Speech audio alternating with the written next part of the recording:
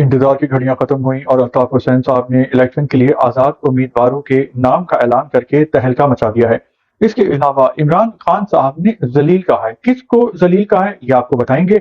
और कराची में एक बारिश ने हुकूमत की पूरे साल की जो परफॉर्मेंस है पोल खोल के रख दिया है। इन तमाम पॉइंट्स पे व्लॉग में बात करेंगे जी। अस्सलाम वालेकुम, मेरा नाम खुर्रम फहद है। इमरान खान साहब ये कहते हैं कि जो इद्दत में निकाह केस है उसका ड्रामा रचाया गया है उनको जलील करने के लिए। और ये बात खान साहब ने बिल्कुल सही कही है क्योंकि खान साहब को और बुशरा बीबी को इस केस में बहुत ही जलील किया गया है और लोग भी इस बात पे नाराज हैं।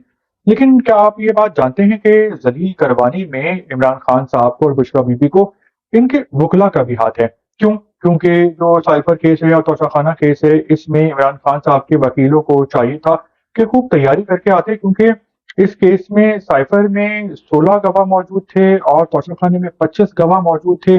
तो अगर इन पे जेरा की जाती तो 6-6 महीने तक ये केस चलता रहता और इस दौरान इलेक्शन हो जाते। और अगर ये केस को चलाया जाता जबरदस्त तैयारी के साथ तो लोग देख लेते कि खान साहब के तरफ से भी दलाइल में कितना दम है। लेकिन यहाँ पे खान साहब के वकीलों ने बाइकआउट कर दिया, अदालत में गैर हाजिर रहे, जिसकी वजह से सरकारी वकील मुकर्रर कर दिया गया और जज साहब ने 11-11 घंटे समाज की एक एक दिन में और केस का फैसला दे दिया। जबकि जो इद्दत में निकाह केस है उसमें खान साहब के वकीलों ने इस केस को चलाया और दलाइल दिए।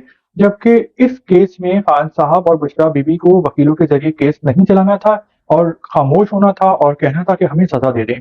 क्योंकि जब इस केस में इद्दत वाले जब जिरा हुई तो खान साहब के वकील ने भी, सलमान अकरम राजा और आजम गिल साहब ने और सरकारी वकील ने भी जिरा की। और खबर माने का इमरान खान और बुशरा बीबी की जो बेडरूम की जो पर्सनल बातें होती हैं, शर्म वाली अखलाक वाली, तो वो भी बातें जो हैं वो सबके सामने की गई और कोर्ट में अमला भी मौजूद होता है, ख्वातीन भी मौजूद थी, खान साहब की फैमिली भी मौजूद थी। और अक्सर लोगों की ये बातें सुन के जो हैं उनको शर्म आ गई और वो अपना मुंह छुपाने लगे। तो ऐसी ऐसी बातें हुई जो कि पर्सनल होती हैं, जो कि आम महफिलों में आवाम में नहीं की जाती। बेडरूम की कहानियां होती हैं, बेडरूम की बातें होती हैं। तो इस केस में जहां पे बाइकआउट करना चाहिए था खान साहब के वकीलों को, उस केस में खान साहब के वकीलों ने बढ़ चढ़ के जिरा की और खान साहब को जलील करवा दिया। तो जलील करवाने वालों में खान साहब के वकीलों की गलत स्ट्रेटजी शामिल है, ये खुद इसके जिम्मेदार हैं। तो खान साहब ने और बुशरा बीबी ने कहा है कि गैरत और बेगैरती का मामला है और उन्होंने इस बात को इबलीस से जो है वो रिलेट कर दिया है कि इस केस में जिन लोगों ने उनको सजा दी तो वो इबलीस हैं, क्योंकि उनको गलत सजा दी गई और इस मामले में गलत गवाहियां दी गई। और वैसे देखें कि जो बुशरा बीबी साहिबा के जो साहबका शौहर हैं खबर मानिका साहब, तो वो कितने अजीब और बेशरम आदमी हैं कि पहले उन्होंने बयान रिकॉर्ड करवाया था और बोला था कि बुशरा बीबी इस दुनिया की सबसे बाकिरदार औरत है और खान साहब बहुत ही शरीफ और बाकिरदार आदमी है, बहुत ही ईमानदार। और जब वो गिरफ्तार हुए तो गिरफ्तार होने के एक हफ्ते बाद ही उन्होंने अपनी बीवी की इज्जत के भी परख चढ़ा दिए और इमरान खान पे भी घिनौने इल्जाम लगा दिए। तो इस हमाम में ना सब ही नंगे हैं। खैर, खबर यह है कि अब ये मामला हाईकोर्ट में चैलेंज होगा और ये केस बहुत ही कमजोर है, तो ये केस और इसकी सजा खान साहब पर से खत्म हो जाएगी।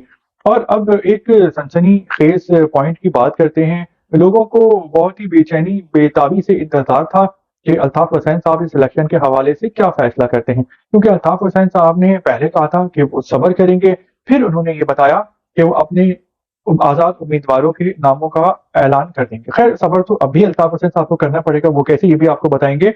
लेकिन 24 घंटे का अल्ताफ हुसैन साहब ने टाइम दिया था, उसके बाद ये जो वक्त है इसमें थोड़ा सा इजाफा हुआ और फिर अल्ताफ हुसैन साहब ने अपने आजाद उम्मीदवारों का ऐलान कर दिया है। कराची का अगर आपको बताएं तो जो नेशनल असेंबली है उसके लिए 27 उम्मीदवारों का ऐलान किया है और जो सूबाई असेंबली है वहां से जो 57 नाम सामने आए हैं। तो अब सवाल यह है कि क्या अल्ताफ हुसैन साहब का जो वोट बैंक है वो इलेक्शन में असरअंदाज होगा, कितना होगा? एक बात तो यह है, जाती तज्जिया यह है कि अल्ताफ हुसैन साहब ने बहुत अच्छा किया कि अपने आजाद उम्मीदवारों के नामों का ऐलान कर दिया। पहले तो उन्होंने कहा था कि वो सब्र करेंगे और इलेक्शन का नतीजा आने के बाद भी उनको सब्र करना पड़ेगा। सब्र इसलिए कि अल्ताफ हुसैन साहब से रियासत नाराज है और ऊपर खुदा होता है, नीचे रियासत होती है।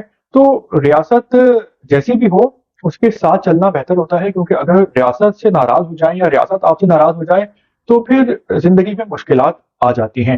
تو اب بات یہ ہے کہ اگر الطاف حسین صاحب بائیکاٹ کر دیتے تو اس میں یہ ہوتا کہ لوگ ان کے کہنے پہ ووٹ نہیں دیتے اور سندھ کا جو ووٹ بینک ہے وہ بہت ٹرن آؤٹ کم ہو جاتا۔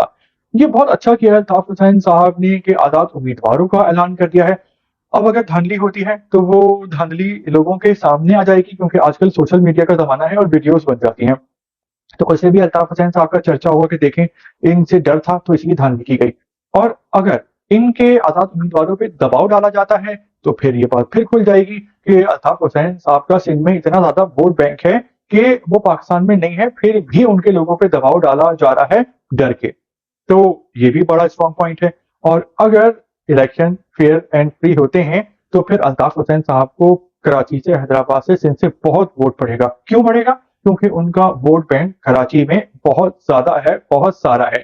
تو اب دیکھتے ہیں کہ الیکشن پہ کیا صورتحال ہوتی ہے، کہ کیا الیکشن سے پہلے اور الیکشن کے دن کیا ریگنگ ہوتی ہے، دھاندلی ہوتی ہے، یا الطاف حسین صاحب کے آزاد امیدواروں کو پہ دباؤ ڈالا جاتا ہے، یا پھر اب بائیکاٹ کا آپشن تو رہا نہیں، کیونکہ بائیکاٹ نہ ہی کیا جائے تو بہتر ہے، کیونکہ ووٹ جو ہوتا ہے وہ ہر شہری کا، ہر بالغ عاقل شہری کا حق ہوتا ہے اور یہ ایک طاقت ہوتا ہے، اور عوام اگر صحیح طریقے سے اس کا استعمال کریں ہم سب لوگ تو ہم صحیح بندہ چن بھی سکتے ہیں، اور جو بندہ پرفارمنس نہ کرے تو اگلے الیکشن میں اس کو ریجیکٹ کر کے اس کو ناکام بنا سکتے ہیں، اس کا کیریئر تباہ کر سکتے ہیں، اس کا جو کیریئر ہے وہ ختم کر سکتے ہیں۔ تو ووٹ ہم سب کو دینا چاہیے، اور جو ووٹ ہے وہ دینا چاہیے منشور دیکھ کے، کہ سیاستدان کا منشور کیا ہے، سیاسی جماعت کا منشور کیا ہے، وہ کیا عہد کرتے ہیں، اور کیا پچھلے جو انہوں نے عہد کیے ہیں عوام سے کیا انہوں نے پورے کیے ہیں۔ اس کے علاوہ کراچی والوں کے لیے ایک اور دکھی ایک اینگل ہے، وہ ہے بارش کا۔ بارش ایک رحمت ہوتی ہے خدا کی، لیکن یہاں پہ ہماری جو انتظامیہ ہیں، حکمران ہیں، وہ عوام کے لیے زحمت بنا دیتے ہیں۔ ایک بارش ہوئی، چند گھنٹوں کی یہ بارش تھی، لیکن اس نے انتظامیہ کے پورے سال کی پرفارمنس کا پول کھول کے رکھ دیا ہے۔ حقیقت جو ہے وہ آشکار ہو گئی ہے کہ یہ لوگ صرف بڑی بڑی باتیں کرتے ہیں، لمبے چوڑے دعوے کرتے ہیں، آسمان جتنی جو ہے وہ ڈینگیں مارتے ہیں اونچی، لیکن پرفارمنس جو ہے اصل میں وہ کچھ بھی نہیں ہے۔ کیونکہ جب کراچی میں بارش ہوئی تو بہت برا حال ہو گیا، لوگ پھنس کے رہ گئے، گاڑیاں بند ہو گئی، پیٹرول ختم ہو گیا، بہت سارے علاقے اور روڈوں پہ جو ہے وہ گھٹنوں گھٹنوں پانی آ گیا۔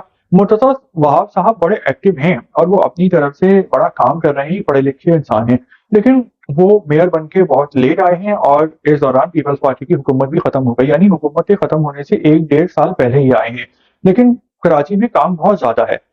تو لوگ بہت ناراض ہیں، بہت اداس ہیں، بہت پریشان ہیں، کیونکہ کراچی میں جو مسائل کا انبار ہے، جتنی گندگی کراچی میں ہے اتنی پورے پاکستان میں نہیں ہے۔